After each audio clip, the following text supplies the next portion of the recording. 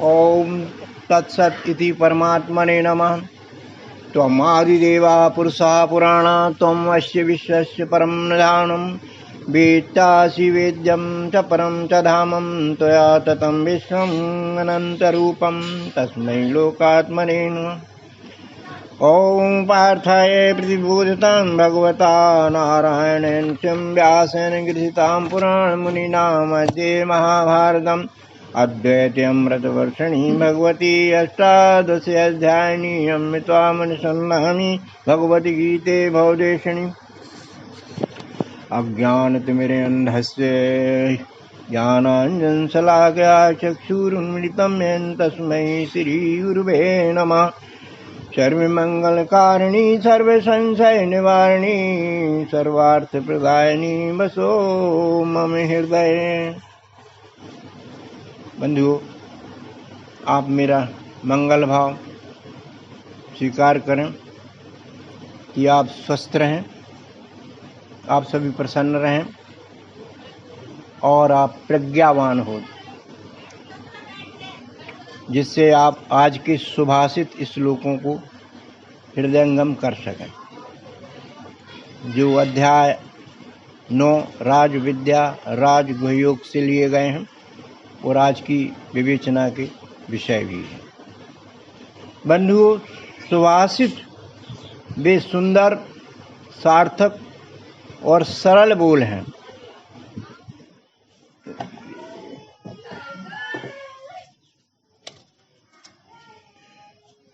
सरल बोल हैं जिनमें हमारे महानुभावों के अनुभवों का संकलन होता है। उनका इनमें बौद्धिक श्रम भरा होता है। इनको पढ़ते से हमें ऐसा लगता है जैसे वे हमसे बात ही कर रहे हों। इनमें समाज सेवी विद्वानों का लोक संग्रह कर सकने वाली उत्तम व्यवस्था गठित की जाती है, जो हमें जीवन दर्शन प्रदान करती। बंधुओं, सुभाषित रूपी अनमोल बोल तो हमारे सदग्रंथों में, साधु वाणियों में देखे ही जा सकते हैं। माता पिता गुरु विद्वानों के मुख से निकलते ही रहते हैं। तुलसीदास जी ने कहा भी है कि माता पिता प्रभु गुरु की वाणी बिनहि विचार करें शुभ जानी। परिणामतः ये हमारी नकारात्मकता को हमसे बाहर फेंक देते हैं और हमारे अंदर सकारात्मक का राज्य स्थापित कर देते हैं, हमें उत्साहित कर देते हैं, राह पर ले आते हैं। परंतु इन सुभाषित बोलों को पढ़ने, समझने में, सुनने में हमारी श्रद्धा और आदर होना बहुत जरूरी है। तर्क नहीं होना चाहिए, नहीं तो लाभ नहीं मिलेगा। प्राय इनका प्रकटीकरण सत्संगों में होते दिखाई देता है। बिना इनकी चर्चा के सत्संग अधूरे से लगते हैं। सभी सत्संगों का सार भी ये सुभाषित ही हैं। तो ये सुभाषित बातें हमें व्यक्तिगत, सामाजिक, राजनीतिक और आध्यात्मिक समस्याओं के बौद्धिक हल प्रदान करती रहीं। इसलिए लोग इन्हें बड़े ध्यान से पढ़ते हैं, सुनते हैं, इनका आदर करते हैं। व्यास जी की गीता तो सुभाषितों का संग्रह ही है, प्रतिनिधि ग्रंथ है। व्यास देव ने जो महाभारत ग्रंथ लिखा है, उसमें स्थान स्थान पर तात्विक ज्ञान और उपदेशों के जंगल इधर उधर सुभाषितों के रूप में ही बिखेरे हैं। इन सब का सारभूत रहस्य व्यास जी महाराज ने भगवत गीता में ही रख दिया है। इसलिए गीता को व्यास जी ने कह दिया कि गीता सुगीता कर्तव्या किन्न अन्य शास्त्र विस्तरे। गीता बहुत सुंदर गीत है, सुलभ गीत है, सुंदर सुंदर विचार देने वाली है, कर्तव्यनीय है, आचरणीय है। इसको पढ़ करके किसी अन्य शास्त्रों को पढ़ने की आवश्यकता नहीं रह जाती है। इसी संदर्भ में, इसी क्रम में आज हम अध्याय 9 राज विद्या राजगुह योग के अंतर्गत कुछ सुभाषितों से शिक्षा निकालते हैं, समझते हैं, परखते हैं इनको। इस अध्याय में श्री कृष्ण अपने सखा शिष्य अर्जुन से परमात्म भावित होकर के कहते हैं कि अर्जुन मेरे दो स्वरूप हैं।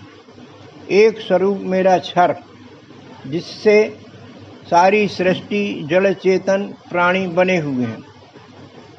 इससे जीव को शरीर और संसार दोनों सुख मिलते रहते हैं, पर ये बार बार नित्य लेने पर भी जीव को तृप्त नहीं कर पाते हैं, सदा अतृप्त ही रखते हैं। मेरी इस प्रकृति का तो यही स्वभाव है। दूसरा मेरा अक्षर स्वरूप है, जिस पर सारी सृष्टि चक्रवत घूमती रहती है। जीव मेरा अंश होने पर भी सृष्टि रूप मेरी माया के चमत्कारों में उलझकर बार बार शरीर धारण करता रहता है। जिस पुरुष ने मेरे दूसरे भाव का अनुभव एक भी बार कर लिया, उसे ऐसा आत्मसुख मिलेगा जो अतृप्त रखने वाले सुख की चाह ही खत्म कर देगा। ऐसे आत्मज्ञान विज्ञान को अध्याय 9 में राजविद्या राजगुह योग नाम से कहा गया है। इसी संदर्भ में श्री कृष्ण इस अध्याय का पहला श्लोक कहते हैं। क्या लिखते हैं व्यास जी?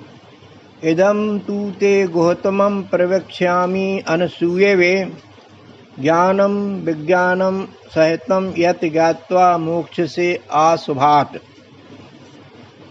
शब्दार्थ ये है कि भगवान अर्जुन को कहते हैं कि तू तो मेरी परमात्म दर्शन की विद्या का पात्र है, परम गोपनीय तत्व ज्ञान का पात्र है, और तेरे अंदर दोष दर्शन की दृष्टि नहीं है, सखा भी है। इसलिए इस विद्या को तू जान सकता है, जान ले और दुख रूपी संसार से मुक्त हो जा। बंधुओं, दोष दृष्टिवान तो एक अवगुण है। जिसके पास दोष दृष्टि है वो तत्व ज्ञान सैद्धांतिक रूप से समझ भी ले, मगर उसके अंदर ये ठहरता नहीं। इसलिए 18 अध्याय के 67वें श्लोक में भगवान ने इस ज्ञान के बारे में कहा है। श्लोक कहता है कि इदम ते न आतपस्काय अभक्ताय कदाचन न चा आश्रुष्वे वाच्यम न चा माम्यु अभ्युषति। हे अर्जुन, ये गोपनीय रहस्य युक्त तत्व ज्ञान जो है, तपस्वी को मत सुनाना, मत देना। जो भोग विलासी है उसको मत बांटना। जो मेरा भक्त नहीं है, मेरे प्रति श्रद्धा नहीं है, और जो मेरी बातों को, इस तत्वज्ञान के प्रयोग को, सद्गुरु की युक्ति को सुनने में लापरवाही करता है और बार बार दोष दर्शन निकालता रहता है, ऐसे व्यक्ति को ये तत्वज्ञान की बातें ना सुनाना। अध्याय 4 के 3 श्लोक में श्री कृष्ण अर्जुन को पात्र बताते हुए कहते हैं, क्या कहते हैं? भक्तो असि में सखा चेति रहस्यम ही एतत्त्वम्। तू मेरा भक्त भी है, मेरा सखा भी है, इसलिए यह गोपनीय रहस्य मैं तुझको बता सकता हूँ, बताऊंगा। बंधुओं, वर्तमान समय में इस परमात्मा के यथार्थ स्वरूप की प्रत्यक्षीकरण की युक्ति सद्गुरुओं द्वारा इस देश में, मध्य प्रदेश में खंडवा जिले के ओमकारेश्वर स्थित अध्यात्म विज्ञान शाला में प्रदर्शित की जाती है। वर्तमान में देश के अनेक उपकेंद्रों में भी परमात्मा की प्रत्यक्ष अनुभूति कराई जाती है। एक बार यहाँ पधार करके आत्मलाभ प्राप्त करें, आप पाएंगे कि कण कण में परमात्मा है। ये कैसे है? अपनी बुद्धि से, अपने शरीर के इंद्रियों से आप प्रत्यक्षीकरण करके स्वयं ही अनुभूत कर सकते हैं। बंधुओं, अध्यात्म विद्या का ज्ञान और पश्चात विज्ञान प्राप्त करने की कुछ शर्तें होती, वो शर्तें हमें फॉलो करना पड़ेगी। पहली शर्त है कि स्वयं की शुद्धि, जिसमें तन की शुद्धि, मन की शुद्धि, बुद्धि की शुद्धि, व्यवहार की शुद्धि और यहाँ तक कि धन की शुद्धि, कलमश रहित होना चाहिए। ये अनिवार्य शर्त है अध्यात्म ज्ञान को ठहराने की। किसी कवि ने बहुत अच्छी बात कह दी कि इस मानस तन में ही परमेश्वर के दर्शन करना होंगे और सद्गुरु की सेवा के पहले मन निर्मल करना होगा। सद्गुरु भी तत्वदर्शी मिले, फिर उस पर श्रद्धा जम जाए। गुरु निर्देशन में भी दोष दर्शन दृष्टि ना हो, यानी गुरु भी दोषदर्शी होते हैं, ना ही यह दोष शिष्य में हो, नहीं तो क्या होगा, कलयुग की व्यवस्था रहेगी ऐसी जैसी तुलसीदास जी ने लिखा कि गुरु शिष्य बधिर अंध कर लेखा, एक न सुनहि एक नहीं देखा। टाइम पास हो रहा है ठेलम ठाली में, कोई ज्ञान प्राप्त नहीं दिया जाएगा न लिया जाएगा। और बंधुओं, ये सबसे घोतम विद्या है। घोतम माने जल्दी समझ में ना आने वाली, बुद्धि कम में है। इसलिए कहा जाता है कि यह बुद्धि ग्राहम अतेंद्रिय है। इसमें सरस्वती जी का सहयोग भी जरूरी है। इसलिए नवम बुद्ध अवतारी कहते हैं कि अब अक्षर आत्मा को जानने की सुरीति ये श्रद्धा से लखाते हैं, ऐसे लेना सात्विकी ही है। सत्व प्रधान पिंड, बुद्धि प्रधान पिंड ही इस अक्षर ब्रह्म की अवधारणा को समझ सकता है, अन्यथा बुद्धि की मंदता के कारण केवल परमात्मा का शरीर ही हम समझ सकते हैं। इसलिए हे अर्जुन, तू तो बुद्धिमान है, तू आस्था की मूर्ति भी है, दोष दृष्टि रहित निष्पाप है तू, ऋजु बुद्धि का है तू, इसलिए तुझ में यह अक्षर बीज जम सकता है। अध्यात्म की फसल तेरे शुद्ध साफ उर्वरक खेत में पक सकती है। तुझ में संप्रति आए स्वकर्म विरोधी परिजन मोहाशक्ति का निरसन संभव है। आगे भगवान अर्जुन को उपदेशित करते इस आत्मविद्या का प्रभाव बतलाते। भगवान जान गए थे कि अर्जुन की वर्ण कर्म आरूढ़ी आत्मज्ञान पाकर ही हो सकती है, क्योंकि उनने पहले बहुत समझाया था और थोड़ा बहुत कड़ा भी बोल दिया था, लेकिन वो समझ गए कि इससे ये मानेगा नहीं, वर्णच्युत हुए चला जा रहा है, इसका विनाश हो सकता है। इसलिए अध्याय 9 के दूसरे श्लोक में उन्होंने इस विद्या का महत्व बताया। 9:2 का श्लोक कहता है कि राज विद्या राज गुह्यम पवित्रम इदम उत्तमम प्रत्यक्ष अवगमम धर्म्यम सुसुखम कुर्तुम अभ्यम। ये जो तत्व ज्ञान की विद्या है, परमात्म दर्शन की जो विद्या है, ये बहुत पुरानी है, अनादि काल से इसका अस्तित्व है, लेकिन समय काल के अनुसार ये धूमिल हो गई, इसको सही रास्ता नहीं मिल पाया। इसलिए इसको भगवान कृष्ण ने अपने युग में आगे बढ़ाया, प्रस्फुटित किया है। उन्होंने इसका नाम राज विद्या रखा। राज विद्या यानी समस्त विद्याओं की राजा। गीता में आया 10वें विभूति योग में कि अध्यात्म विद्या विद्या नाम विभूति, तो समस्त विद्याओं की विभूति है। गुह है, समस्त गुहों का राजा है। ये विद्या अत्यंत ही पवित्र है, जो इसको पाले वो पवित्र ही हो जाए। अपवित्रता सबसे बड़ी द्वैताचरणी है, जड़ चेतन की ग्रंथि खत्म हो जाएगी, पवित्रता आ जाएगी। बड़ा उत्तम है ये, और इसकी एक विशेषता है कि इसको प्रत्यक्षीकरण से देखा जाता है। अपने इंद्रियों के साधनों से, मन बुद्धि से ही इस तत्व ज्ञान को हृदयंगम किया जाता है, और यही धर्म सम्मत बात है। हमारा धर्म भी यही है, मनुष्य का धर्म यही है, परमात्मा का साक्षात्कार करना, क्योंकि इसको वो साधन मिले हुए हैं जो परमात्मा को निकट पहुंचाने के में बहुत योग करते हैं। सुसुखम है, सुसुखम माने परम आनंद की प्राप्ति इससे हो जाती है। ये कृतुम माने करने योग्य है, और अव्यम माने अविनाशी ज्ञान है। एक बार आ गया तो फिर हमारा विनष्टीकरण नहीं होता है। बंधुओं, यह तत्वदर्शी सदगुरु द्वारा ही दिया गया तत्वदर्शन योग्य राज्य शासन चलाने की युक्ति भी देता है राजाओं के लिए, जिसके परिणाम स्वरूप आत्मनिश्चय से व्यक्ति की सारी अपवित्रताएं समाप्त हो जाती हैं, द्वैत के द्वंद्व खत्म हो जाते हैं, व्यक्ति अद्वैतानंद से पवित्र हो जाता है। अद्वैतानंद माने बिना भेदभाव के जब व्यवहार होता है, सबको समान मान करके, तो सभी खुश होते हैं, हम भी खुश होते हैं, हमारे साथ व्यवहारी भी खुश होते हैं। अपने अविनाशी निज स्वरूप को पहचान इस अद्वैतानंद को जल्दी आती है। यह विद्या संपूर्ण मानव समाज पा सकते हैं, ऐसे कोई विशेष वर्ग का इस पर अधिकार नहीं है। कोई भी वर्ण का व्यक्ति इस विद्या को पाने के लिए योग्य है और परमात्मा दर्शन करने के योग्य ही भी है। इस विद्या की गति गूढ़ अवश्य है, परंतु असंभव नहीं है प्राप्त करना।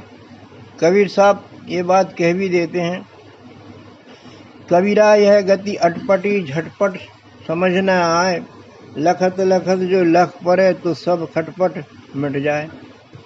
विशेष अनुभव से ही इसको देखा जाता है और एक बार में नहीं आता है, इसको बार बार प्रयोग करने की बात कही गई है। बार बार अभ्यास करने से कुछ तो समझ में आ जाएगा।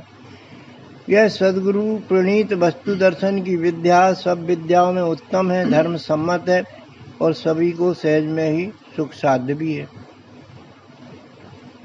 आत्मा जैसे रहस्य की अनुभूति इस तत्वदर्शी प्रयोग से प्रत्यक्ष अनुभव में की जा सकती है। इसे पा जाने पर जीवन और मृत्यु के लिए कोई स्थान ही नहीं रह जाता। एक बार प्राप्त भर हो जाए फिर जीव का खेल खत्म। तस्य कार्यम न विद्यते, पानी की बूंद का सागर में मिलते ही उसका अस्तित्व समाप्त हो जाता है। और इसे राजविद्या इसलिए कहा जाता है क्योंकि यह राजाओं की विद्या है। राजा, कर्मचारी एवं राज्य की प्रजा सभी को सुप्रबंधन के सूत्र देती है। इसके राज्य प्रबंधन में हर वर्ण अपना अपना कार्य फलाशक्ति त्याग कर फलों को राज्य संस्था को समर्पित कर देता है। राजा प्रजा सभी सुखी संपन्न हो जाते हैं, क्योंकि आत्म शासन जो वहाँ होने लगता है। लोग सिद्धि असिद्धि की चिंता त्याग कर अपना कर्तव्य समझकर अपना कर्म ईश्वर समर्पित कर देते हैं, तो लोगों का योगक्षेम की व्यवस्था परमात्मा प्रकृति वेग से स्वयं ही पूरा करने लगते हैं।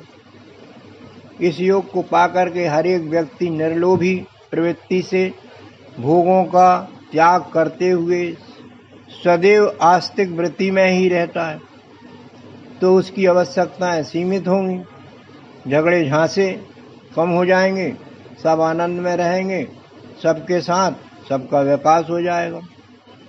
अध्याय 2 के 40वें श्लोक में भगवान कहते हैं कि स्वल्पम अपीयस्य धर्मस्य त्रायते महतो भयात्।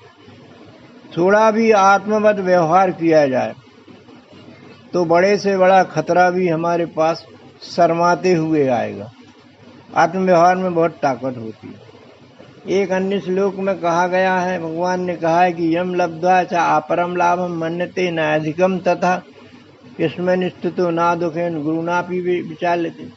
थोड़ा सा भी आत्मज्ञान का अभ्यास हो गया हमारे पिंड को, हमारे मन बुद्धि को, तो फिर ये मान के चलिए कि बड़े से बड़े दुख हमारे समीप में नहीं आएंगे, क्योंकि अनात्म ज्ञान से द्वैताचरण से ही सारे झगड़े झांसे तैयार होते हैं और आत्मज्ञान से निपट जाते हैं। इसलिए आत्मज्ञान का सत्संग तत्वदर्शी सद्गुरु से ही प्राप्त हो जाता है। जो व्यक्ति सद्गुरु पुनीत परमात्म दर्शन पर ना ही श्रद्धा रखता और ना ही सद्गुरु पर आस्था रखता है, उसका कल्याण तो बंधु असंभव ही है। अध्याय 9 के 3रे श्लोक में श्री कृष्ण जी ने सावधान कर दिया है। क्या कह दिया है कि अश्रद्धाना पुरुषाय धर्मस्य अस्य परम तप अप्राप्य माम निवर्तन्ते मृत्यु संसार वर्तमनि। जो मेरे इस तत्व ज्ञान पर, सद्गुरु शरणागति पर विश्वास नहीं रखता, श्रद्धा नहीं करता है, ना इस पर चलता है, वो क्या होता है, उसको मुझे तो प्राप्त करता नहीं है, बल्कि वो इस संसार में जन्म मृत्यु के चक्कर में ही चक्करघान बना रहता है। इसलिए और भी बात उन्होंने आगे कही कि अश्रद्धानश्च अज्ञस्य संस्यात्मा विनश्यति नायम लोको अस्ति न सुखम संस्यात्मना। जो श्रद्धावान नहीं है, ज्ञान प्राप्त नहीं करना चाहता है और संशय भी रखता है, नाना प्रकार की कल्पनाएं करता है, उसका तो संसार में विनाश ही समझो। सबसे बड़ा विनाश तो ये है कि जीव का जन्म पर जन्म लेना, ये क्रम चालू रहना सबसे बड़ा विनाश है। आत्महत्यारा उसी को कहा जाता है। तो नायम लोको अस्ति न परो सुखम संसात्मा। परम सुख तो उससे कोसों दूर चला जाता है और इस संसार के भौतिक सुख भी गड़बड़ी से मिलते हैं या मिलते ही नहीं, क्योंकि इस विश्वरूप पर विश्वास ही नहीं करता है, आत्मभाव रखता ही नहीं। इसलिए इस अपराजय ब्रह्म विद्या का हमें सम्मान करना चाहिए। अध्याय 16 को आप देखें, देवासुर संपद विभाग में लास्ट में व्यास जी ने 23वें श्लोक में कह दिया, क्या कह दिया कि यह शास्त्र विधि उत्सृज वर्तते काम करता न सिद्धिम अवापनोति न सुखम पराम गतिम। जो शास्त्र विधि को लेकर के अपने कार्य संपादन नहीं करता है, उसको किसी प्रकार की भौतिक सांसारिक सिद्धि भी नहीं मिलेगी, ना परम सुख का वो भागीदार होगा। इसलिए शास्त्र के नियमों को पढ़ें, समझें, अध्ययन करें और काम में लें। इसलिए 16 अध्याय के 24वें श्लोक में तुरंत ही उन्होंने हल बता दिया। तस्मात् शास्त्र प्रमाणम ते कार्य अकार्य व्यवस्थित ज्ञात्वा शास्त्र विधानोक्तम कुर्तुम कर्मी अर्हसि। इसलिए हे अर्जुन, शास्त्र के प्रमाण देख ले और शास्त्र में जो कुछ भी विधान बताया गया है उसके अनुसार तू कर्म कर। कौन से कार्य करने योग्य हैं, कौन से कार्य ना करने योग्य हैं, उनको जान ले और इस बात को जान करके तू अपना कर्म प्रवृत्ति दे। ये तेरे लिए बहुत योग्य है और सब हमारे लिए भी ये बात अच्छी है। और बंधुओं, जो इस ब्रह्म विद्या के शास्त्र का अध्ययन मनन नहीं करता, सुनता भी नहीं, ना ही इस विद्या पर श्रद्धा रखता, ना इच्छा रखता, ऐसे लोग कर्मकांड उपासना रूप परोक्ष की झंझटों में पड़े रहते हैं। ऐसे लोग कर्म फलाशा की गति में पड़कर संसार रूपी चक्र में घूमा करते हैं। इस बात को भक्ति योग के 7वें श्लोक में भगवान ने लिख दी है कि जो मेरी शरण पा लेते हैं, तर जाते हैं, उनका उद्धार तो हो जाता है। श्लोक कहता है, तेषाम अहम समुद्धरता मृत्यु संसार सागरात भवामि न चिरात पार्थ मयि आपिस चेतसाम। मैं ऐसे प्रिय भक्तों को इस मृत्यु संसार से पार कर देता हूँ शीघ्र ही, क्योंकि इनका चित्त जो है, इनका प्रेम जो है मेरे में ही लगा रहता है। तो मेरा कर्तव्य बनता है कि इनका भला कर दूं। इसी बात को संत ज्ञानेश्वर ने ज्ञानेश्वरी गीता में बहुत अच्छे से लिखा है। उन्होंने लिखा है कि दूध अत्यंत ही पवित्र और स्वादिष्ट होता है। दूध अत्यंत ही पवित्र स्वादिष्ट होता है। वह गौ के थन में अत्यंत ही पतली त्वचा की ओट में भरा रहता है। फिर भी थन में लगी किल्ली तो जान लेना, कीड़ा थन का रक्तपान ही करती रहती। इसी प्रकार हृदय में स्थित सुखों के भंडार आत्माराम के रहते हुए भी माया से मोहित व्यक्तियों की वासना विषय भोग की तरफ ही दौड़ती रहती है। मैं और मेरा के चक्कर में पड़कर बेचारे जीव आत्माराम को पहचानते ही नहीं हैं, इसलिए बार बार शरीरों की यात्रा करते रहते हैं। किल्ली की तरह भोग रूपी खून ही पीते रहते हैं। किल्ली की तरह भोग रूपी खून ही पीते रहते हैं। दूध रूपी योग पीने के कभी अधिकारी ही नहीं बन पाते। कबीर साहब ने इस बात को बहुत अच्छा लिख दिया कि कस्तूरी कुंडल बस मृग ढूंढे बन माय, ऐसे ही घट घट राम है दुनिया जानत ना। बहुत सरल भाषा में कह दिया कि तेरा साईं तुझ में जैसे पोपन में बात, और ढूंढते फिरते यहाँ वहाँ, अपने आत्माराम को पहचानते नहीं है। इस आत्माराम को पहचानने की विद्या में ही नहीं पहुँच पाए हैं। अध्याय इसी 9 के चौथे श्लोक में भगवान श्री कृष्ण अपने सर्वव्यापी रूप का वर्णन करते। व्यास जी अपनी कलम से श्लोक लिख देते हैं। श्लोक में क्या कहा है? मया ततम इदम सर्वम जगत अव्यक्त मूर्तिना मत स्थानी सर्वभूतानि न चाहम तेसु अवस्थिता। ये जो दिख रहा है चारों ओर अर्जुन, ये मेरी व्यक्त और अव्यक्त माने दृश्य और अदृश्य वस्तुओं से भरा हुआ है। ये सारे भूत जो दिख रहे हैं, ये सारे प्राणी जगत जड़ चेतन कहे जाने वाले दिख रहे हैं, ये मेरे स्थान में ही काम करते हैं, मुझसे ही शक्ति वर्धन प्राप्त करते हैं, लेकिन मैं इनमें नहीं रहता हूँ।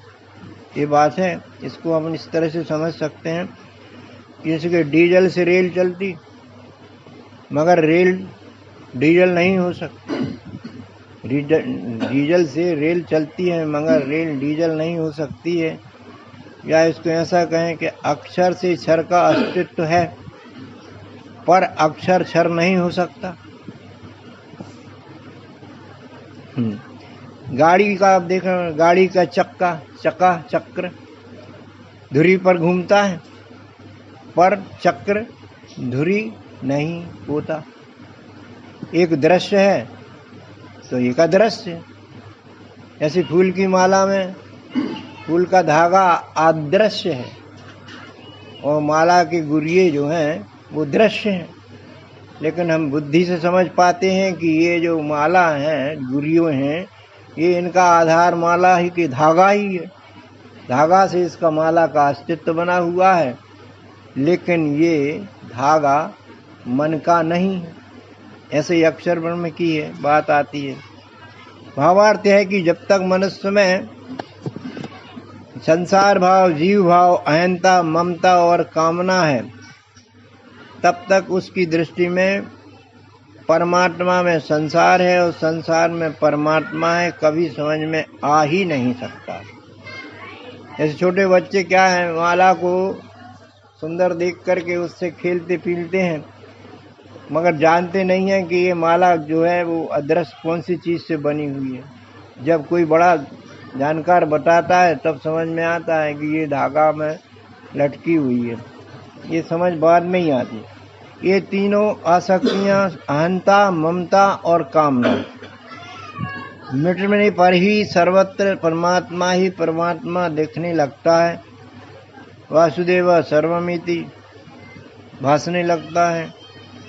7वें अध्याय का 7वां श्लोक काम करने लगता है। समझ में आ जाता है कि भगवान कृष्ण कहते हैं कि मत्ता परतरम नान्यत यत्किंचित अस्ति धनंजय मयि सर्वम इदम प्रोतम सूत्रे मणिगणम। बहुत अच्छा माला का उदाहरण है।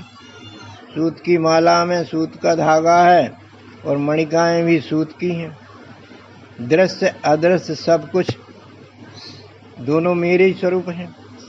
बंधुओं, संपूर्ण दृश्य जगत परमात्मा की दो शक्तियों का तो बना है। एक क्षेत्र माने शरीर और दूसरा क्षेत्रज्ञ माने आत्मा। अध्याय 13 पे जाए अपन तो पहला श्लोक समझ में आता है। इस श्लोक में लिखा है कि इदम शरीरम कौन्ते क्षेत्रमिति अभिधीयते एतत् यः वेत्ति तं प्राहुः क्षेत्रज्ञः इति तद्वित्। ये शरीर क्षेत्र है तो इसमें जो आत्मा है वो भी क्षेत्रज्ञ है।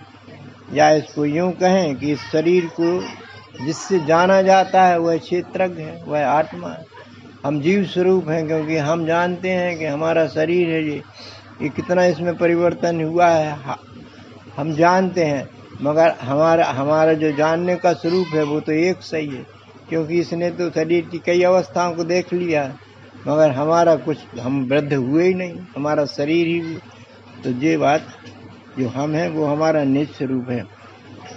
भगवान ने इतना तक कह दिया कि क्षेत्रज्ञो ज्ञानम यत्तद् ज्ञानम मतिम। मेरे मत के अनुसार अध्यात्म ज्ञान केवल यही है कि क्षेत्र को पहचानो और क्षेत्रज्ञ को पहचानो, अपना निस्वरूप यही है, यही ज्ञान अध्यात्म ज्ञान है। 13 के 26 में उन्होंने कह भी दिया है कि यावत् संजायते किंचित सत्वम स्थावर जंगमम क्षेत्रज्ञो संयोगात तद्विद्धि भर्ता सब। जितनी भी उत्पत्तियां दिखती हैं प्राणी जगत की, वे सब 2 प्रकार की जड़ चेतन से बनी हुई हैं, जड़ और चेतन। तुलसीदास जी ने कह दिया है कि जड़ चेतन जगजीव जत सकल राम मैं जान, बन्नो सबके पद कमल सदा जोर जोग पान। तात्पर्य यह है कि बंधुओं, सृष्टि का मूल कारण परमात्मा ही है। परमात्मा बीज से सभी हुए हैं। सभी जानते हैं कि बीज तो मूलतः निष्क्रिय होता है, सूखा होता है, पर शरीर रूपी भूमि पाते ही जीवन पा जाता है। इसी तरह बीज ही वृक्ष के रूप में प्रकट हो जाता है। स्वर्ण ही आभूषण के रूप में प्रकट होता है। एक असली रूप है मेरा, तो दूसरा मेरा नकली स्वरूप है। एक जीव है तो दूसरा शरीर है, दोनों का एक नाम है, एक पहचान व्यवहार के लिए, जिसे अध्यात्मी भाषा में परमात्मा नाम कहा गया, भगवान नाम कहा गया, पुरुषोत्तम नाम भी कह दिया गया। भावार्थ है बंधुओं की संपूर्णता अपूर्णता में नहीं समा सकती। ये पूरा विश्व जो है संपूर्ण है और जीव अपूर्ण है। अनाज का दाना संपूर्ण राशि का है, ठीक बात, पर दाने में राशि नहीं समझ सकते। अंश से अंशी है, पर गुण रूप से दोनों एक ही हैं। निष्कर्ष यह कि संसार ही परमात्मा है। तात्पर्य यह क्या कि इसी तरह संसार के सभी जीव, जड़ चेतन, सभी वस्तु रूप परमात्मा ही है। श्री कृष्ण कहते हैं कि यदि मुझे देखना है तो मैं इन्हीं विविध रूपों में, इन्हीं विविध रंगों में, इन्हीं विविध आकारों में अनुभूत किया जा सकता हूँ। उदाहरण के लिए मिश्री को लीजिए। मिश्री की मिठास मिश्री के दिखने वाले ढेले से ही देखी जा सकती है। मिठास का अनुभव मिलेगा, कैसे मिलेगा? मूर्त रूप में ही, ढेला के रूप में ही देखा जा सकता है, समझा जा सकता है। इसलिए भगवान श्री कृष्ण कहते हैं ईश्वर को देखना है तो यह हमारे चारों ओर दिखाई देना विश्व रूप ही है, जो चारों ओर दिखाई देता है।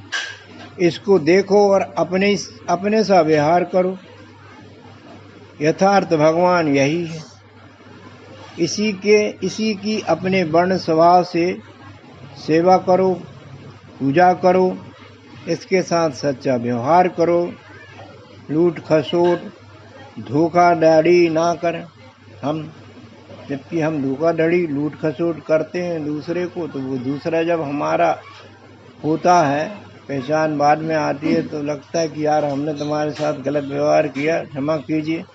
ऐसे ही आत्म व्यवहार से सबके साथ अच्छा व्यवहार करें और ये कपटबाजी बिल्कुल छोड़ दें। इसके लिए गीता ने कहा है कि जो तुम्हारा जो वर्ण है उसके अनुसार इस समाज की सेवा करें और निस्वार्थ भाव से सेवा करें। और यही संसार सागर से पार होने की युक्ति भी उन्होंने बतलाई। ब्राह्मण है तो शिक्षण में दत्तचित्र हैं, क्षत्रिय हैं तो समाज का रक्षण करें, और वैश्य हैं तो पोषण का कार्य करें, और शूद्र हैं तो समस्त प्रकार की सेवा कार्य करें, सबका सम्मान करें। इसे ही जीवन कर्मों का अनिवार्य अंग बना लें और अपने जीवन को सुखमय बना लें। सुखी जीवन की बंधुओं यही कुंजी है जो हमें गीता माता की सहायता से मिली है। इस कुंजी को हमेशा साथ में रखें और अपने बंद जीवन के ताले को खोल करके अपनी प्रगति कर लें। इसी मंगल भाव के साथ आप सब बोलेंगे सद्गुरु भगवान की जय, विश्वरूप परमात्मा की, सनातन धर्म की। ओम शांति शांति शांति।